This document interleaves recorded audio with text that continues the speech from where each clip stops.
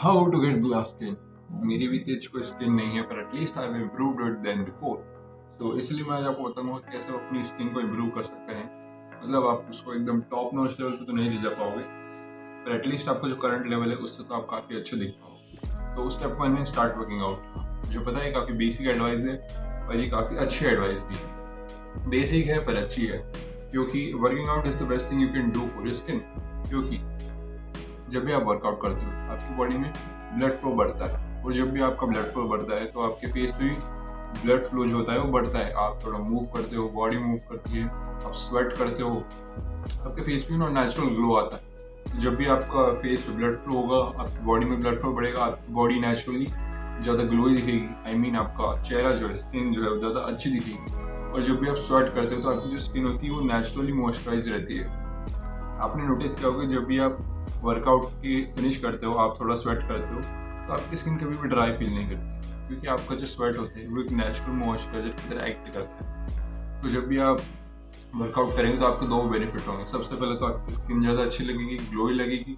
तो दूसरी वो ज़्यादा मॉइस्चराइज रहेगी, और आपकी उन दोनों बेनिफिट्स के अलावा भी आपकी बॉडी में काफ़ी अच्छा बेनिफिट दिखेंगे। आपका मसल पुट ऑन होगा, आप हैप्पियर फील करोगे, आप फुलफिल्ड फील करोगे, आप चीप डोपामीन चेस नहीं करोगे। उसके बाद आपको काफ़ी आपका स्लोली जब वर्कआउट करते हो आपका डोपामीन स्लोली स्लोली रिलीज होता है, इसलिए वो जो हैप्पीनेस रहती है वो लंबे टाइम तक रहती है। आपको वर्कआउट करने के बाद 5-10 मिनट की खुशी नहीं रहती, वो 1-2 घंटे, तो आप पूरा दिन खत्म नहीं हो जाता तब तक आपको खुश रहती है कि वाह यार मैंने वर्कआउट किया दिन भर, और आपको दिन भर वो खुशी रहती है। सेकेंड चीज़ हम बात करते हैं डाइट।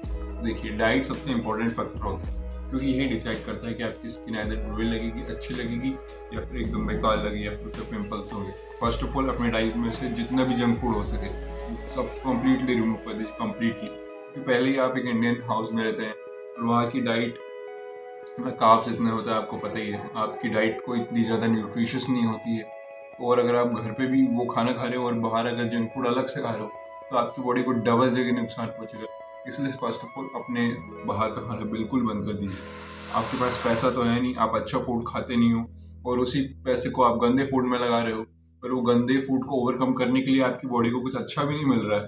आपने देखा होगा कि जो बॉडी बिल्डर्स रहते हैं वो जब चीट मील लेते हैं तो उनकी बॉडी पर इतना इफेक्ट नहीं पड़ता है, क्योंकि उनका जो अच्छा फूड है, क्वालिटी ऑफ फूड है, न्यूट्रिशन फूड, वो जंक फूड से ज़्यादा होता है। पर आपका ऐसा नहीं है, आपका जंक फूड इतना ज़्यादा है कि जो आप हेल्दी फूड तो बिल्कुल खा ही नहीं रहे। फर्स्ट ऑफ ऑल अपने जंक फूड को हटा दीजिए बिल्कुल भी, और घर का खाना खाइए। ये तो पहला स्टेप हो गया। घर का खाना खाने के बाद जब आप उससे कंफर्टेबल हो जाए तो अपनी बॉडी वेट जितना प्रोटीन खाने लगेगी। मान लीजिए आप 60 किलो गए तो 60 ग्राम प्रोटीन खाइए एटलीस्ट, क्योंकि शुरुआत में तो आप 2x बॉडी वेट प्रोटीन तो आप खा नहीं पाओगे। इसलिए फर्स्ट ऑफ ऑल छोटा स्टेप लीजिए, अपने बॉडी वेट जितना प्रोटीन खाइए। स्टेप 1 तो अपना डाइट में से जंक फूड हटाइए पहले मंथ में। दूसरे मंथ में आप प्रोटीन बढ़ाइए अपनी बॉडी जितना, और तीसरे मंथ में आप ट्राई कीजिए कि आप अपने 60 ग्राम 70 ग्राम से ज़्यादा प्रोटीन खाएं। आपका बॉडी वेट मान लीजिए 60 किलो है तो आप 70 to 80 ग्राम अपने प्रोटीन को सिर्फ बढ़ाना है मैक्सिमम। और आपका गोल होना चाहिए आपके बॉडी वेट को आप 2 से मल्टीप्लाई कर दीजिए, और उसमें आपका गोल होना चाहिए कि आप प्रोटीन अपना कंप्लीट करें। उसके नीचे भी आ जाएंगे, जैसे कि 120 ग्राम मान लीजिए आपका गोल है, तो आप 180 ग्राम भी खा रहे हो तो काफ़ी अच्छा होगा, क्योंकि आपकी बॉडी उसको अच्छे से यूज़ कर पाएगी ना फिर। और मेक श्योर कि वो हाई बायोएबिलिटी वाला होता है। मतलब अगर हाँ आपके थोड़े बहुत सोर्सेस लो बायोएबिलिटी वाले हैं तो चलेगा, पर जो मैक्सिमम आपका फूड होना चाहिए उसकी बायो अवेबिलिटी अच्छी होनी चाहिए। मतलब जो प्रोटीन एब्जॉर्प्शन रेट है वो अच्छा होना चाहिए। तो ऐसे फूड्स कैसे होते हैं, डेयरी हो गया, वे हो गया, मीट हो गया, एग्स हो गया, दूध, पनीर, ये सब जितनी भी चीज़ें होती हैं, जैसे जो डेयरी में जो इतना भी इंक्लूड होता है, मीट में जो भी चीज़ें आती है, और वे में जो भी चीज़ें आती हैं, जैसे वे प्रोटीन से जो भी बनती है, ये चीज़ें सबसे टॉप लेवल ऑफ प्रोटीन होता है। इन्हीं को आप कंज्यूम करें तो देखिए आपकी स्किन पे कैसे ग्लो आता है। मेक श्योर कि आप विटामिन सी मिला है, आंवला, लेमन, ऑरेंजेस, जिसका भी सीज़न है वो फ्रूट्स खाइए आप। और आंवला सबसे अच्छा सोर्स हो सकता है विटामिन सी का। और विटामिन सी के अलावा आप ग्रीन वेजिस खाइए, पालक खाइए, पालक काफ़ी सस्ती मिलती है। डेली आप 200 से 300 या 100-200 ग्राम पालक खाइए, वो भी आपको अच्छी आपकी स्किन को बेनिफिट करेगी। और मेक श्योर आप उसमें नींबू भी निचोड़ सकते हैं, जिससे कि स्पिनच मतलब जो पालक है उसका एब्जॉर्प्शन, उसके न्यूट्रिशन का और न्यूट्रिएंट्स का जो एब्जॉर्प्शन है वो काफ़ी बढ़ेगा। तीसरी चीज़ आती है हमारी स्लीप की। और हाँ, स्लीप का सबसे इंपॉर्टेंट फैक्टर होता है जो कि आपकी स्किन को अफेक्ट करता है, जो कि डिसाइड करता है कि आप कैसे दिखेंगे। बस आपकी स्किन को ही नहीं, वो आपके पूरे फेस को अफेक्ट करता है। आप टीनेजर है तो प्लीज़ प्लीज़ प्लीज़ अपनी स्लीप पे बहुत फोकस कीजिए, क्योंकि स्लीप ही आपकी हाइट बढ़ाएगी, स्किन बढ़ाएगी, डिग बढ़ाएगी, हाथ बढ़ाएगी, पैर बढ़ाएगी। लिटरली आपकी पूरी पूरी बॉडी की ग्रोथ का सबसे बेस्ट पार्ट जो है वो स्लीप ही होता है, तभी आपका ग्रोथ हार्मोन रिलीज होता है। अगर आप डाइट वर्कआउट्स इतने अच्छे नहीं कर पा रहे तो स्लीप अपनी एकदम टॉप नॉच रखिए। ये तीनों चीज़ें आपको ग्रो करने में काफ़ी हेल्प करेगी। और आपकी तीनों चीज़ें टॉप नॉच है तो फिर आप अपनी जेनेटिक पोटेंशियल को भी सरपास कर जाएंगे। तो मेक श्योर अपनी स्लीप को अच्छा रख रहे हो। डेली 8 से 9 घंटे की नींद लीजिए, क्वालिटी डीप स्लीप लीजिए। आपको अपनी स्लीप को फिक्स करना है तो मैंने अपने डिस्क्रिप्शन में एक वीडियो दी होगी, मेरी खुद की वीडियो है, आप उसको देख सकते हो। पूरा गाइड है, काफ़ी छोटी वीडियो है, लंबी नहीं है ज़्यादा, और उसको देखिए, समझिए कैसे अपनी स्लीप को इम्प्रूव करना है। अपनी स्लीप को इम्प्रूव करिए। और आपने नोटिस भी किया होगा कि जब भी आप बेकार स्लीप के साथ उठते हो नेक्स्ट डे तो आपके फेस पे रैंडम एक्ने होते हैं। पर अगर आप इसको प्रॉब्लम से नहीं जूझते हो तो मेरे साथ तो काफ़ी हुआ है ये। जब भी मैं बेकार स्लीप लेता हूँ, even after doing my skin care all the good things, workout, diet, hygiene, ये सब करने के बाद भी मेरे न्यू एक्नेस आ जाते हैं फेस पे, क्योंकि मेरी स्लीप अच्छी नहीं थी। which leads us to our fourth point, and that is hygiene।